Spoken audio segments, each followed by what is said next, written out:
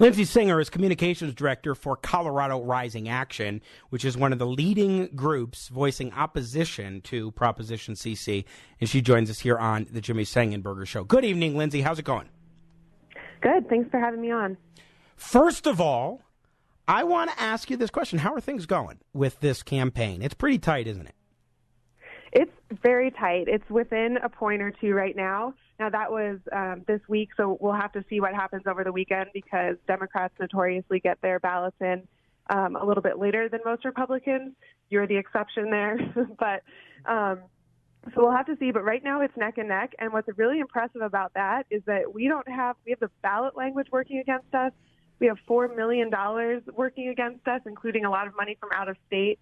But it just shows that there's a lot of energy behind this. People, when they understand what it is, that it's working against the Taxpayers' Bill of Rights, as you said, that it's a tax increase and that it lasts forever, and that the money isn't necessarily going to be spent on transportation and education priorities like they say, people vote no. And so they're having a lot of trouble getting their side to turn out on this, which is good news for us. That is good news. So let's break this down, Lindsey Singer, a little bit. I'm going to read the whole ballot initiative text, and then we'll break it down. So it says, without raising taxes and to better fund public schools, higher education, and roads, bridges, and transit. Sounds nice so far, warm and fuzzy.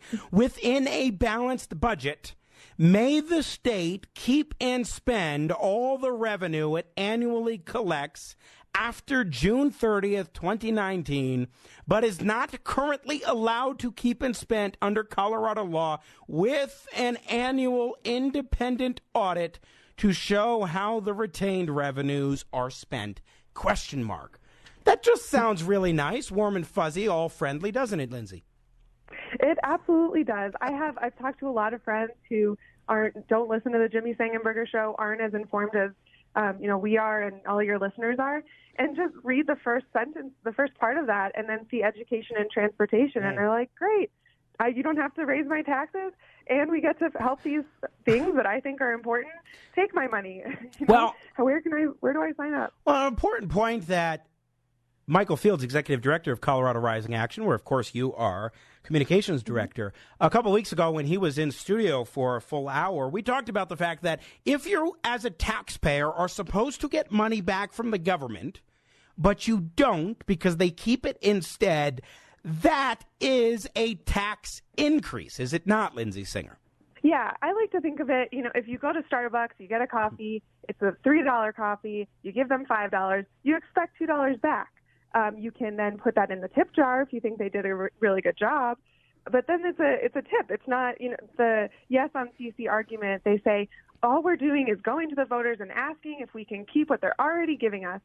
That's a tax increase. They're keeping your tax money and spending it. And I think any reasonable person who thinks about that argument can understand that it's a tax increase. The only flaw... Yeah, go ahead. I'm sorry.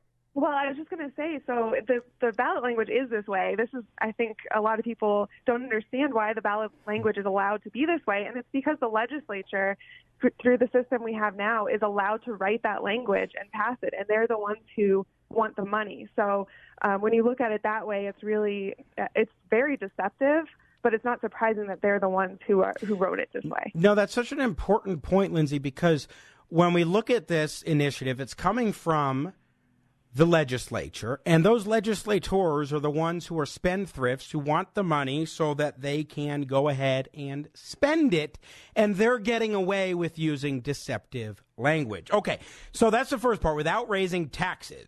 And to better fund public schools, higher education, and roads, bridges, and transit. Seems like it's going to go to some areas that people really are concerned about, legitimately.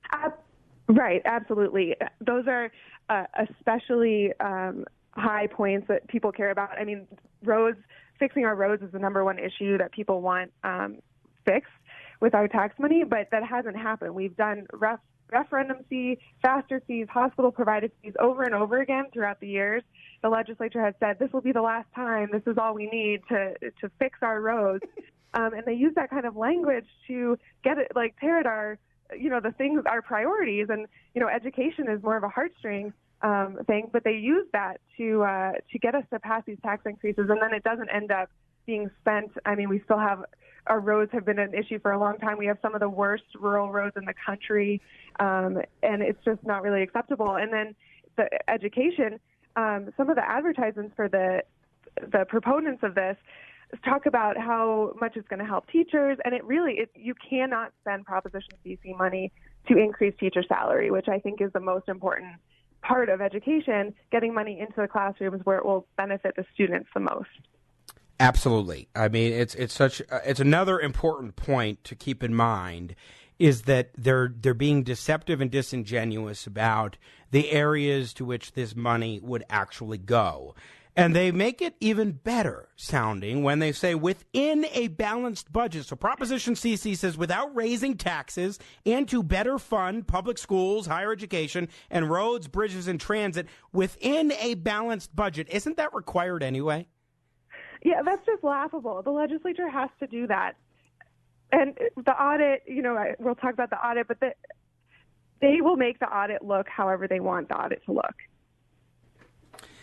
is the bottom line there. So within a balanced budget, I mean, that's just something that I think people who don't follow state government closely just read over and they're like, oh, wow, great, everything's going to work out. Right. They have to balance the budget. Well, and we'll get to the audit in just a moment, but then there's the gobbledygook language.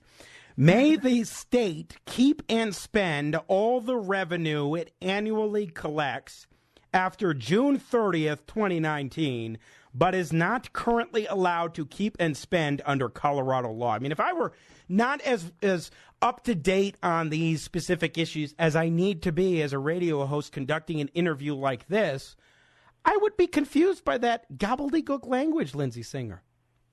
Yeah, and it doesn't help that the $4 million plus that the pro side is spending on advertising basically just repeats this ballot language. That's their whole argument, is the ballot language that they wrote. So, yeah, exactly what you're saying.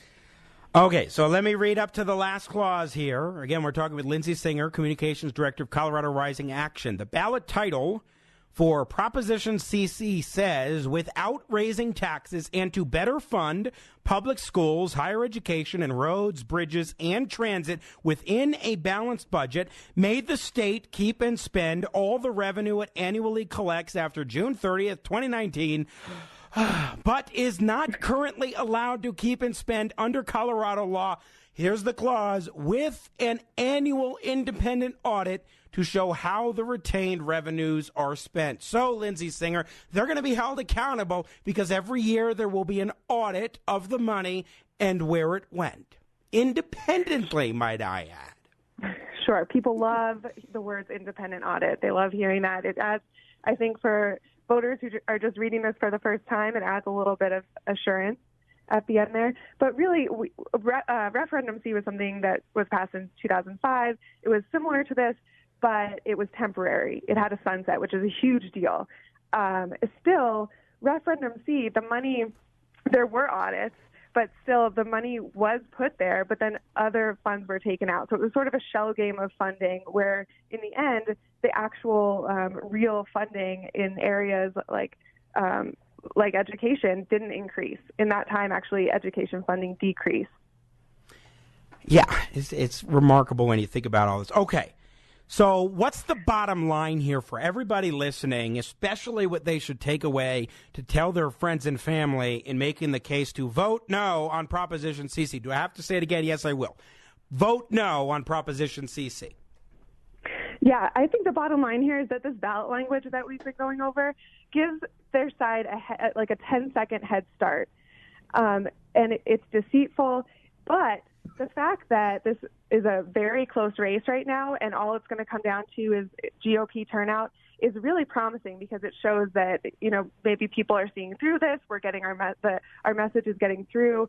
The clutter, the more we talk about it, if there's a listener on here tonight who hasn't heard about it before and they're just hearing about it for the first time, every single vote counts. So we can't let them use this deceitful language, and I just encourage everyone, if you've already voted, then just keep talking about it through Tuesday. and bring your ballots to a drop-off location because you can't put it in the mail anymore. Yeah, by 7 p.m. on Tuesday, get your ballot in. And my bottom lines here, Lindsey Singer, are, one, it's actually a tax increase, despite what they say, number one. Number two, there are no guarantees whatsoever that that the money is going to go where they claim it's going to go and that the accountability is going to be there. And number three, this is, and I think this is a good point to wrap up our conversation on, this is just the first volley now in what could become, if this passes, a war to completely remove TABOR, the Taxpayers' Bill of Rights, from our state constitution. Absolutely. The Taxpayer Bill of Rights is the only backstop we have on out-of-control government growth in this state. And Proposition CC, if they do win this, it'll just give them more momentum. If they lose, it's a great sign. I think it'll discourage people a little bit from funding future efforts to fully repeal TABOR. We'll still have fights ahead, but this is a first step for us if we defeat it. All right, Lindsey Singer with Colorado Rising Action, Communications Director there. Always great to chat with you guys. Keep up the good work, and best of luck with this. We need to vote no on Prop CC and make sure our ballots get in by 7 p.m. on Tuesday.